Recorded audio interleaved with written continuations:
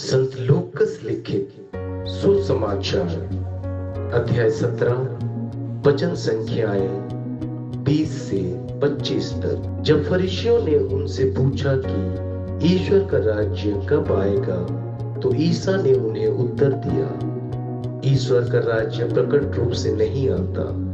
लोग नहीं कह सकेंगे देखो वह यहाँ है, अथवा देखो वह वहाँ है, क्योंकि ईश्वर का राज्य तुम्हारे ही बीच है। ईसा ने अपने शिष्यों से कहा, ऐसा समय आएगा जब तुम मानव पुत्र का एक दिन भी देखना चाहोगे, किंतु उसे नहीं देख पाओगे। लोग तुमसे कहेंगे देखो वह यहाँ है, अथवा देखो वह वहाँ है, तो तुम उधर नहीं जाओगे, उनके पीछे नहीं दौड़ोगे, क्योंकि जैसे बिजली आकाश के एक छोर से निकलकर दूसरी छोर तक चमकती है, वैसे ही मानव पुत्र अपने दिन प्रकट होगा। परंतु पहले उसे बहुत दुख सहना और इस पीढ़ी द्वारा ठुकराया जाना है। यह है प्रभु यीशु ख्रिस्त का पवित्र सुसमाचार।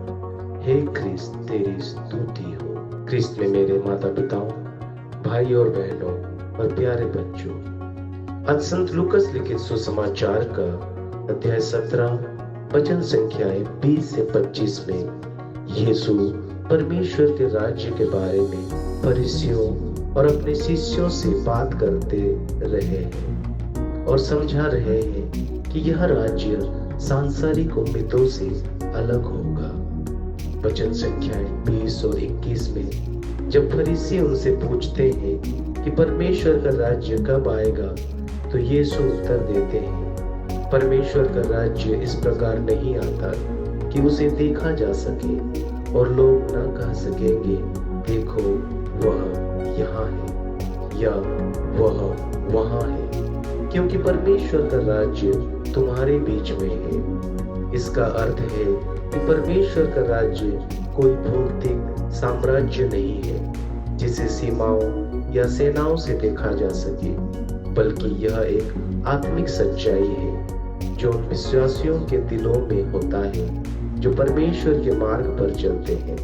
उदाहरण स्वरूप कल्पना करें कि आप एक खजाने की खोज कर रहे हैं और सोचते हैं कि वह किसी खास स्थान से, जैसे एक संदूक में या गुफा में मिलेगा, लेकिन बाद में आपको पता चलता है कि खजाना वास्तव में जीवन जीने का एक तरीका है। यह आपके अंदर और दूसरों के साथ आपके प्रेम पूर्व कार्यों में है। इसी तरह परमेश्वर का राज्य किसी खास स्थान पर नहीं है, यह हमारे भीतर और हमारे सच्चे और अच्छे कर्मों में प्रकट होता है।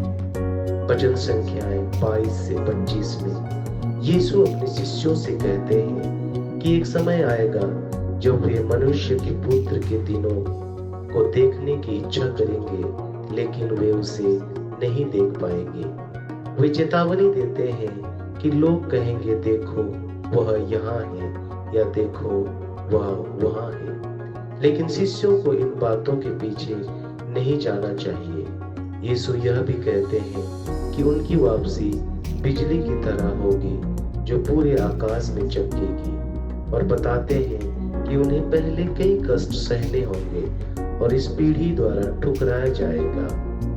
यीशु अपने शिष्यों को उनके क्रूस पर चढ़ाए जाने के बारे में बता रहे हैं और यह भी समझा रहे हैं कि उनकी वापसी अचानक और सभी के लिए स्पष्ट होगी।